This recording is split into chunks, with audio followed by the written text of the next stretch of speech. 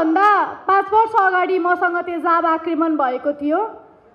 यो हिंसालाई अन्त्य गर्नुपर्छ भनेर लगातार म 5 वर्षसम्म लागिरहे र तेजाब आक्रमणलाई अन्त्य गर्न सफल पनि भए। तर मलाई के लाग्छ भने तेजाब आक्रमण मात्र एउटा हिंसा होइन, यस्ता धेरैवटा हिंसा छ कि जुन कि दिदी बहिनीहरूले खेप्नु परेका अवस्था छ। मेरो इच्छा चाहिँ के छ भने सम्पूर्ण प्रकारका हिंसालाई अन्त्य गर्न जरुरी छ।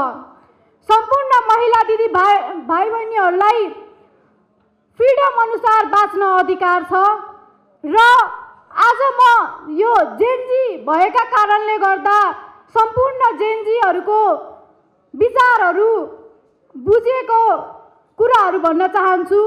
जेनजीले चाहेको हाम्रो देश प्रगति होस्, हाम्रो देशमा भएको भ्रष्टाचारको अन्त्य होस्, हाम्रो देशमा भएको सम्पूर्ण भोयलेन्सको अन्त्य होस् भन्ने चाहना सम्पूर्ण जेनजीका छ र म आशावादी छु।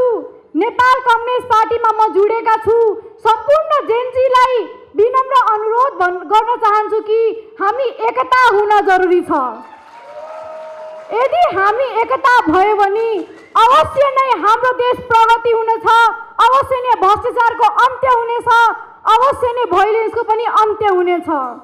त्यसैगरी म आज नेपाली कम्युनिस्ट पार्टीमा जुडेका छु र सम्पूर्ण जेनजीलाई पनि अनुरोध गर्न चाहन्छु कि हामी एकजुट भएर काम गरौँ, देशका लागि मरौँ, देशका लागि बाँचौँ र एउटा नेपाली भएका कारणले गर्दा सबैभन्दा पहिलो चिनिने भनेको हाम्रो देश, प्यारो देश नेपाल हो।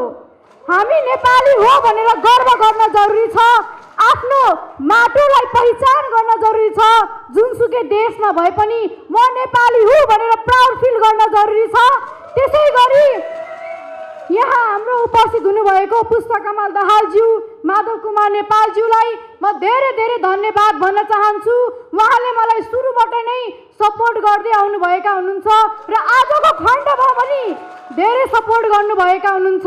उहाँ जस्तो एउटा सिङ्गो नेपाली मेरो लागि लडेका थियो, बोलेका थियो, उभिएका थियो। त्यो सँगसँगै मेरो परिवार पनि मसँगै सपोर्टमा लागेको थियो, मेरो बाबा मम्मी, त्यसैगरी सम्पूर्ण दाजु दिदी भाइ बहिनी, त्यसैगरी यहाँ उपस्थित हुनुभएका हाम्रा घनश्याम दाई, कमल दाई, धेरै यस्तो दाई दिदीहरू हुनुहुन्छ कि जुन कि उहाँहरूको सपोर्ट साथले गर्दा आज म यति बलियो हुन सके, आफ्नो पीडालाई बिर्सिन सके, आफ्नो यो आवाजलाई यो माझमा राख्न सके। एउटा जाँदै कुरा के भन्न चाहन्छु भने जसले मलाई तेजाब आक्रमण गरेको थियो उसले मेरो अनुहार जलाएको छ, मेरो सपना जलाएको छैन।